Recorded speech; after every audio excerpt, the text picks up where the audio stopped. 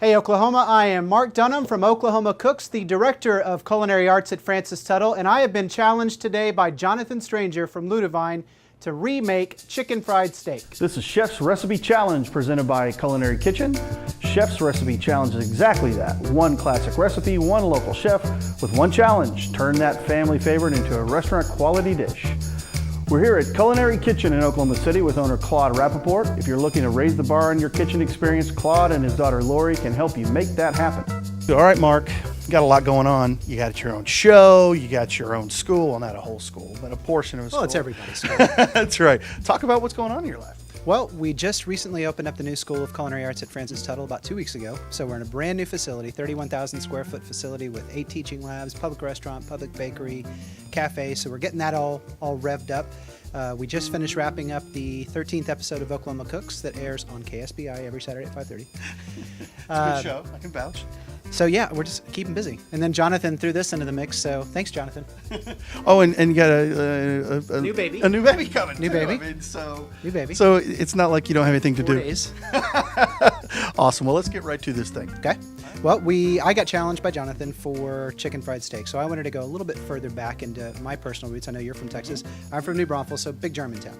So chicken fried steak, most people probably aren't aware of, started in Germany, right? With veal, veal schnitzel. So I'm doing a veal schnitzel. Instead of whipped potatoes, I'm going to do potato gnocchi.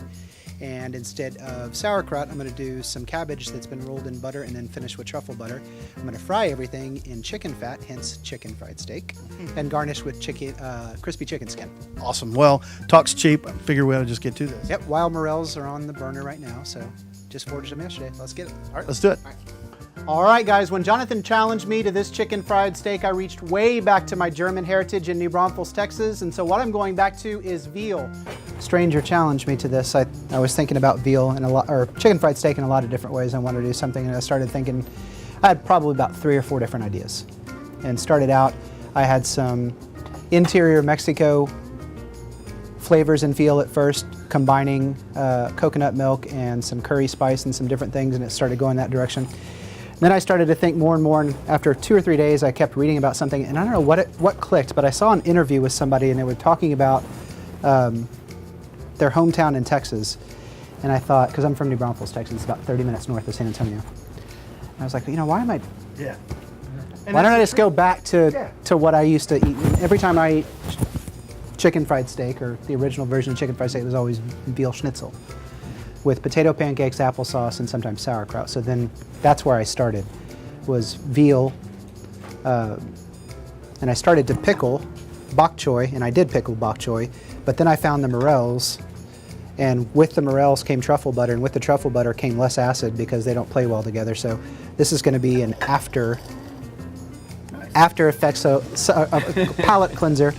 But essentially where I ended up was the morel mushrooms that I foraged yesterday with truffle butter, some cream, a veal round that was been sitting in buttermilk, and I cut out little tiny individual chicken fried steaks so they're perfectly round but small, and potato gnocchi instead of mashed potatoes. So these potato gnocchi were Idaho potatoes that were wrapped in foil and then baked for an hour. Once they get baked for an hour, pull them out, take the skin off, and cut them into thin slices, or about 1/4 inch slices. Take those slices and push them through a tammy or a fine sieve, so they come out almost like powdery. And then after you put those on the board, and you've got this fine powder of potatoes, a little bit of salt, a little bit of mixed egg over the top, and some 00 flours, just sprinkled on the top, and take a fork and mix it until it comes into a dough. And then you take your dough and roll it out into a tube that looks like that. And after you take that tube and cut them, you roll them on a fork, and I'll show you that here in a second. You roll them on a fork, they come off those dumplings, boil them in salted water for about 5 minutes, and then we're going to roll them in a little bit of butter. Pretty straightforward.